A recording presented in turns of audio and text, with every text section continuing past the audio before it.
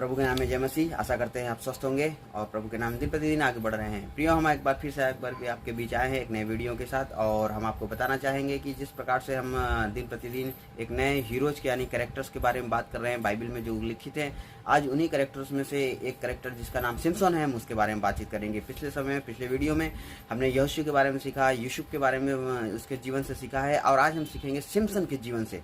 Simpson अपने जीवन में तमाम शक्तियों की प्राप्ति के बावजूद भी एक फेल्यूर साबित हुआ है, और इसको हम शास्त्र के द्वारा सीखेंगे, देखेंगे कि परमेश्वर ने उसे किस प्रकार से सुपर नेचुरल शक्ति से भरा हुआ था, अलौकिक शक्तियों से भरा हुआ था। प्रियो, वो शक्ति इसलिए नहीं दी कि तो उसे पर्सनल यूज के लिए, बल्कि वो शक्ति इजराइलियों की रक्षा के लिए परमेश्वर ने उसे दी थी, और साथ ही साथ वो निडर योद्धा के रूप में अपने आप को प्रस्तुत किया है।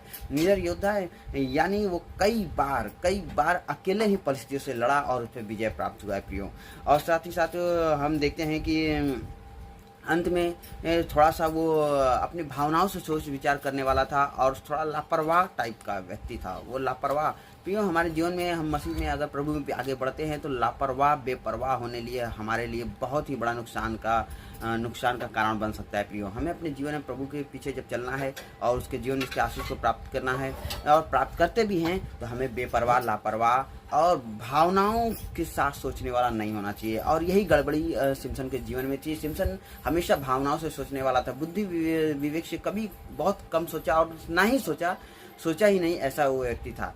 और अंत में वो अपने आप के जीवन में अपने जब फेलियर को महसूस करता है, अंत में वो फेलियर को महसूस कर, तब भी परमेश्वर को उसने याद किया है। प्रियो, परमेश्वर हमेशा आपके साथ खड़ा रहने वाला है, हमेशा आपकी सुनने वाला है। तो अगर हम पुस्तक पवित्र शास्त्र में अगर हम उसके बारे में और विवरण से देखना चाहें तो आप देख सकते हैं न्यायियों की पुस्तक, जजेस की पुस्तक, न्यायियों की पुस्तक में 13, 14 और 16 इन अध्यायों को आप पढ़ें, और वहाँ पर पूरा क्लियर आपको पता चलेगा।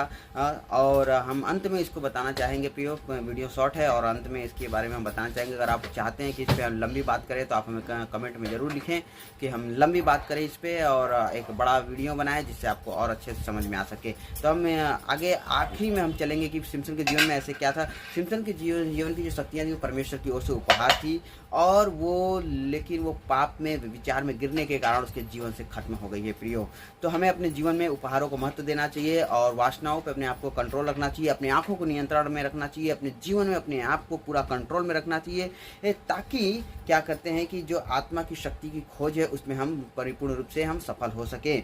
और अंतिम पुकार के जीवन हमेशा याद रखना चाहिए। अंतिम पुकार यही होता है हमारे जीवन में कि सच्ची विनम्रता और शक्ति के साथ हम परमेश्वर में आगे बढ़ते हैं, तो परमेश्वर हमें आशीष करता है, वो हमेशा हमें हमारी रक्षा करता है। तो परमेश्वर इस वचन के द्वारा आप सभी को आशीष करे।